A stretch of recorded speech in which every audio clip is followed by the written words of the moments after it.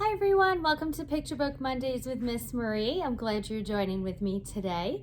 This week I have 3 books that are all written and illustrated by Alan Say. He is a wonderful author and illustrator, and he brings alive Japanese culture in all of his stories that he writes and illustrates. All 3 books are also published by Houghton Mifflin Books for children. And so let's get started because I know you'll love and enjoy these pictures and these stories. Our first book is called The Boy in the Garden. And in the picture on the cover, you see this boy. He's our protagonist character in this story. And you see a crane that is a statue.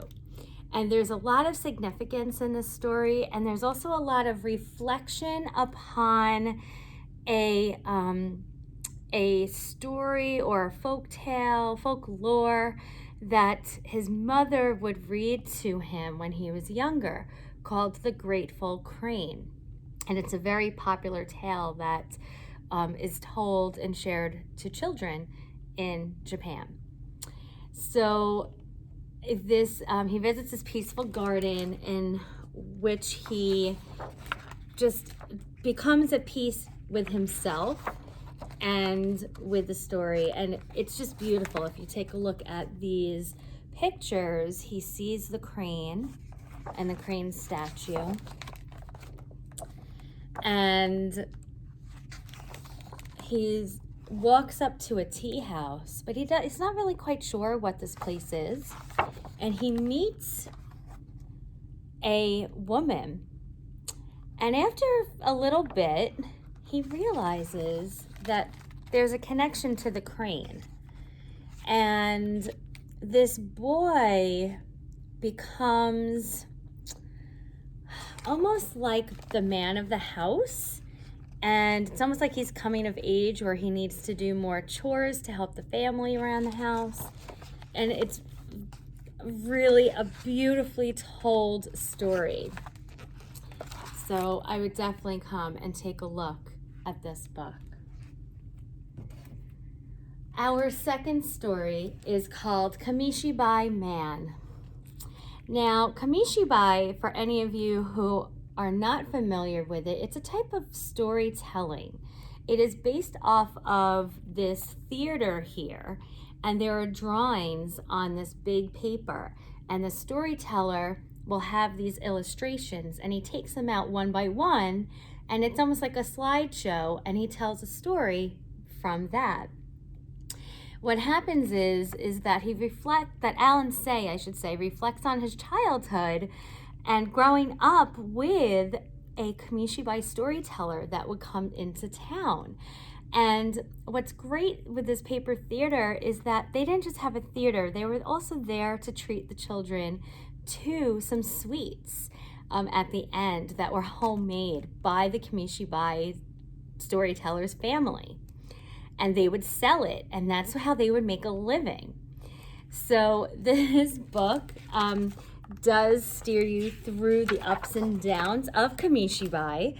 And in the beginning, there is a little foreword that explains what Kamishibai is, and how Alan Say and the Japanese culture are keeping it alive, and it's reflected in this book. So you go way back to when the Kamishibai storyteller starts off in his village, and then he rides his bike into the city, and how he's welcomed in the city and not so welcomed.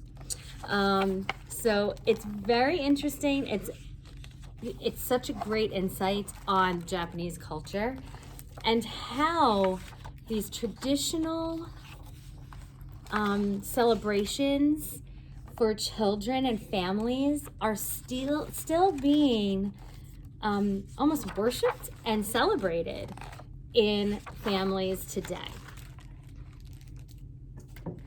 And our last story by Alan Say is called Grandfather's Journey.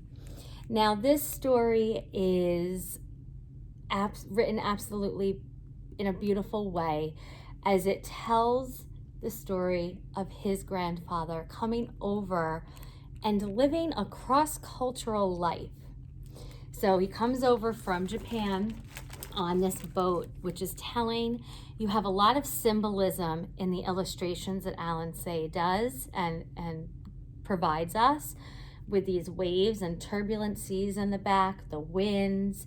But this is his young grandfather on a boat coming over to America, which just so happened to be California.